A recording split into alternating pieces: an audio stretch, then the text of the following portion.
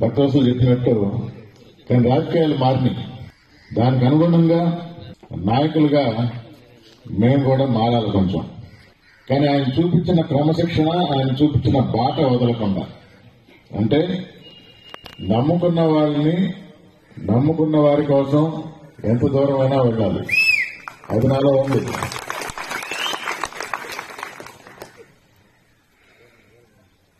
మనకు హాని చేయకుండా ప్రభుత్వాలు మారినా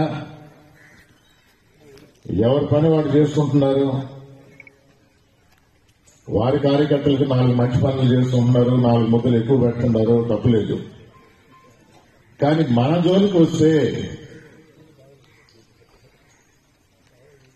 నన్ను నమ్ముకున్న వారి జోలికి వస్తే వాటిని వదిలిపెట్టేది మాత్రం లేదు.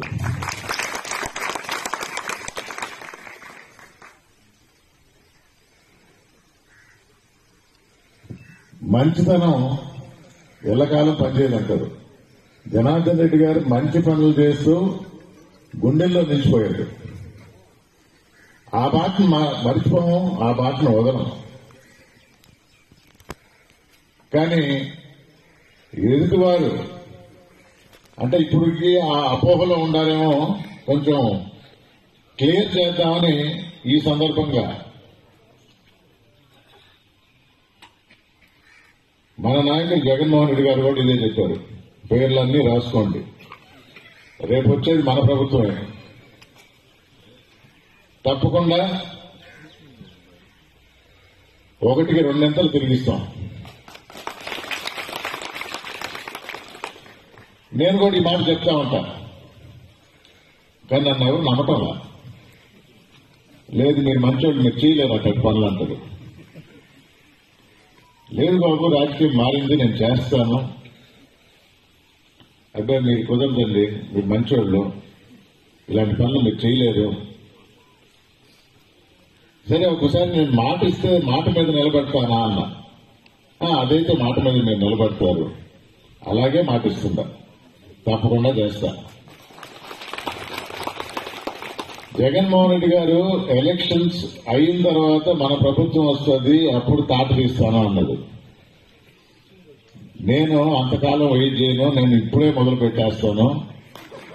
అధికారుల మీద కోర్టుకి వెళ్ళటం జరిగింది. వెంకటగిరిలో ఒక తప్పుడు కేసు పెట్టారు, గంజాయి కేసు. కోర్టు ద్వారా ఆర్డర్లు తెప్పించిన అధికారులు భయపడుతున్నారు.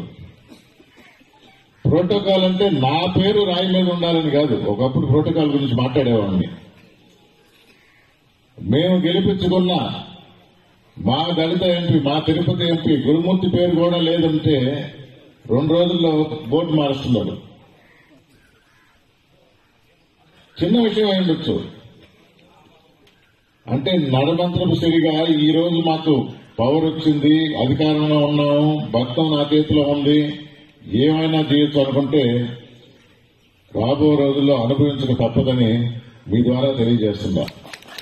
అది కూడా ఎంతో దూరంలో లేదు. చాలా మంది 29 అని దాటేసుకుంటా ఉంటారు. మీ అందరికి కూడా తెలియజేస్తున్నా,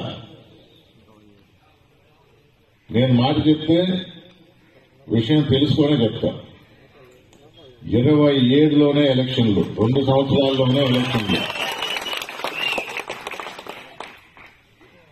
ఎలక్షన్లో గెలిచేది వైఎస్ఆర్ కాంగ్రెస్ పార్టీ, మళ్లీ ముఖ్యమంత్రిగా జగన్మోహన్ రెడ్డి గారు. మీ అందరికీ తెలుసు, నాయకులుగా మీరు కోరుకోవచ్చు, కానీ ప్రజల్లో ఆల్రెడీ ఆ ప్రభుత్వ వ్యతిరేకం వచ్చేసింది. మనం ప్రభుత్వంలో ఉన్నప్పుడు ఒక రకంగా జగన్మోహన్ రెడ్డి గారి విలువ తెలియలా. అదే ప్రజలు ఇప్పుడు అంటున్నారు ఆయన దేవుడయ్యా అని.